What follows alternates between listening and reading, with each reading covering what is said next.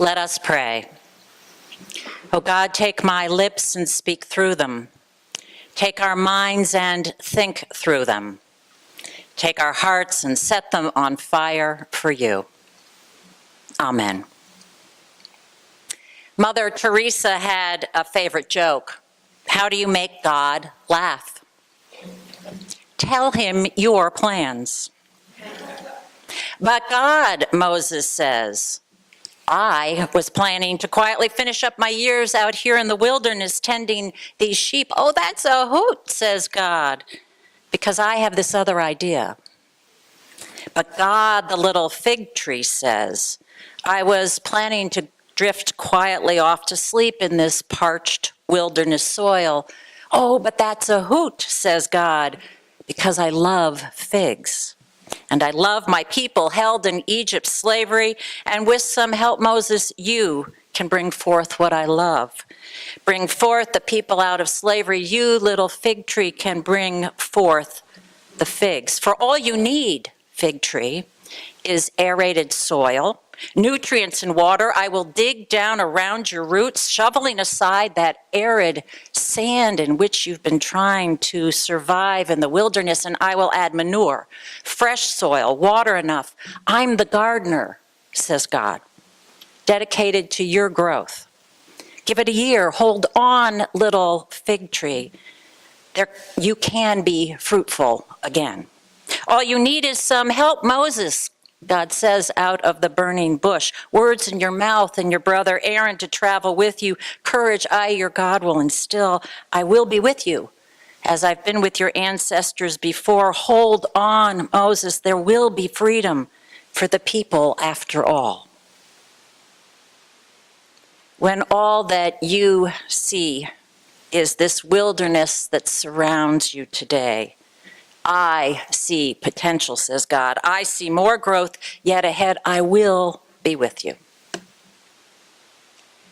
We know that it didn't make any sense at all to Moses. He was a smart man, a shrewd man, and he knew the ways of the world. He had considered it all. He had thought about it for many years. He was no shirker, but it did not make sense to him. You remember his story. Egypt had a powerful king called the Pharaoh who fears that the Hebrew people living in Egypt will grow so numerous that they will overtake the Egyptians. So Pharaoh relentlessly enslaves the Hebrews and ultimately demands a genocide, that all the baby boys born will be killed. But despite this setting, an infant Moses is born and saved by his mother and hidden in a little basket floating in the Nile. Baby Moses is discovered by Pharaoh's own daughter, who adopts him, raises him as a prince. And then Pharaoh, when he is a young adult, still associates himself with the Hebrew people. His instinct is to use the power he has now for good. So when Moses sees a Hebrew being cruelly beaten by an Egyptian, Moses intervenes, protects the Hebrew, his blood brother, kills the Egyptian, hides the body, because he doesn't want other Egyptians to find out. But the next day, when Moses sees two Hebrews fighting and again tries to intervene for peace, the Hebrew in the wrong snarls at him, "Who made you ruler over us? Are you going to kill me too?" And Moses knows that the word is out. The word of the murder is known, and now both sides oppose him. He's hunted down by the Egyptian Pharaoh because of the murder, and it seems he's rejected by his own Hebrews. "Who do you think they are?" they are saying to him. He had had such potential. Moses flees for his life into a distant land, a wilderness, and he's reduced to tending a flock that he doesn't even own. Moses works for his father-in-law, every man's secret delight. And he names his son alien in a foreign land. That's how Moses feels. And years pass in that barren wilderness. That's when the bush starts burning. It often doesn't make logical sense by the world's standards, this stuff we do at church. The owner of the fig tree was very clear. that that fig tree should be chopped down, but the gardener still saw its potential. Moses is certain that his time has passed, but God still calls to him, and that wilderness still saw his potential. Logic would say that a burning bush should be consumed by the fire in a matter of moments, reduced to just burnt twigs out in that parched wilderness. But the bush wasn't being consumed. We have to look more deeply. What's happening? Logic would say the fig tree will never produce. Logic would say that a man like Moses is washed up, he's tried and he's failed, he has no chance to make a difference. One man against the great king of Egypt, one old Hebrew, cajoling an angry, frightened Hebrew people who don't trust him, one person who actually no longer has the desire to be a hero, who's not even so sure about this voice, this God. Who are you? Moses asks. Moses may have meant, as some commentators say, which of the many gods worshipped around here are you? I want to know your name. But he also might have meant, who are you and where were you before? When I was dragged out into this wilderness, where were you? Why should I trust you now to be with me? I don't know your name. It's the right question to ask. We all ask it when we're in the wilderness, we thinking people. And there's a very odd answer that comes back in the story we're told this morning. It's not a cut and dried answer. It's nothing that is simple or clear. God says three things. I am who I am. I will be with you. I'm the God who was with your ancestors and helped them. I am who I am. Well, that's an answer beyond what we can grasp or imagine. And it seems like God, transcendent beyond us, and I guess any God worth his salt must be bigger than our thinking. But I am who I am also feels like something close, right here now, being itself. We ask, who are you? And we get this to be verb, I am. Some would say that this is God answering, I am being. Some would say God is saying, I am reality. Some would say God is answering, I am all that gives life, all that is life, in us and with us every moment, closer than your own cells and breath. Something saying to us, you know, the story isn't over. It never ends in the wilderness. And we, when we're surrounded only by barrenness, are not so sure that's true. But this morning, Micah Nemi stood up and said that for him it had been true. That in the wilderness he has experienced God finding him there. And last week, Carol Genovese, who has been at the church for many years, told her story of finding God again, or she said of being found in the worst of times, her wilderness.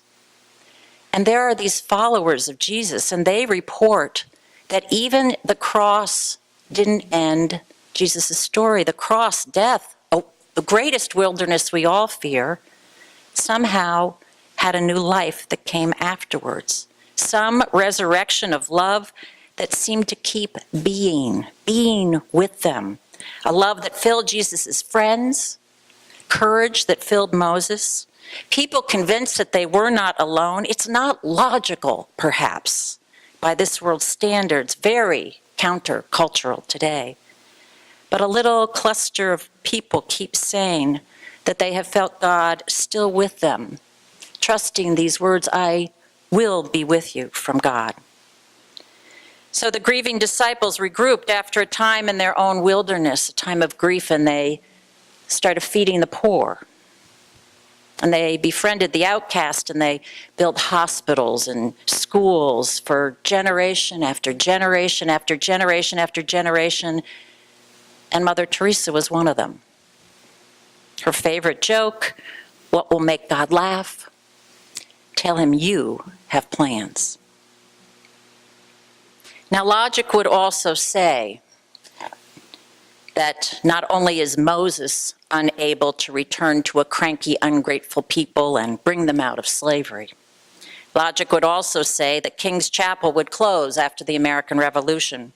The Tory founders of this church vanished with the silver, the scant 12 families, all that remained, tarnished by their association with the hated King of England. Who would ever come here?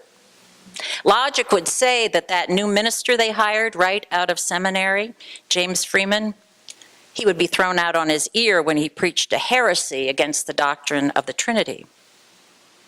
Logic would say that when King's Chapel voted to amend their prayer book, the beautiful prayer book we use, voted to amend it to countenance all Christian thought, even the Unitarian return to one God, then the invective that was showered down upon this church would have been its death knell in this community.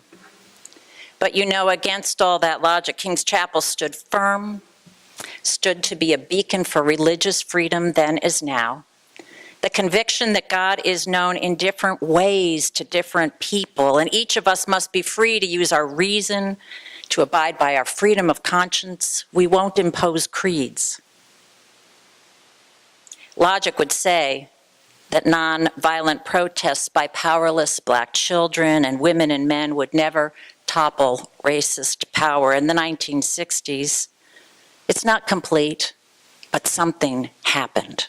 Logic would say that South Africa would never end apartheid. It's not complete, but something happened. Logic would say that a penniless Catholic nun could never make a dent in the overwhelming poverty of India, could never touch and transform lives just by her example, but something happened and we know it. I don't know where you are in this wilderness story, what kind of wilderness you're in now, or from which you've already escaped. I don't know the potential that you think about, potential you feel you once had that has ebbed, or maybe dreams that you still are committed to. I don't know exactly what will happen here at King's Chapel, a church that has known discouragement and wilderness. Even today, in a world where logic would say that we have no real hope, liberal traditions are out. But you know, I know that your senior warden, Cliff Fallon, has heard a voice calling us. And I know that Micah has too, and Carol Genovese, not a voice that spoke out loud, but a voice that speaks through the cries of God's people. They're out on Boston Common, homeless in this cold, and you put together backpacks. They're huddled in European camps and at Mexican borders needing a home, and you can give to the UUSC, the Unitarian group helping them. They're in this congregation and in this neighborhood at home, yearning for a phone call or a visit, those who have no way to get here on a Sunday morning. We know that they trudge past here on their way to and from work, overwhelmed in their own wilderness. Can you go to these, my people? God asks. Well, I've tried, says Moses. I've tried, says a little fig tree. I've tried, we say, and we have, but these illogical things keep happening, and we don't know why. Micah happens upon this church a couple years ago, and he's curious, and he comes in. And CL is hired to be a Sunday school teacher, and she stays as a congregant. And Amy, who lives nearby, is invited by someone to come, and she accepts and becomes one of our leaders. Maybe a teacher suggested Heinrich as your choir director. Maybe a mother invited you to be another mother from nursery school. Maybe there was a funeral here and you came inside and decided to return. We keep finding it. A hunger arises and a website is found, and we all end up here today. As this gathered community, we look up and we notice that there's a bush burning. Seems like it's not being consumed, and we draw closer and find that we're on holy ground. God will be with you, we hear, however you name God. And slowly, every once in a while, we share that good news with one another. Holy ground, right here, right now. I give great thanks for King's Chapel.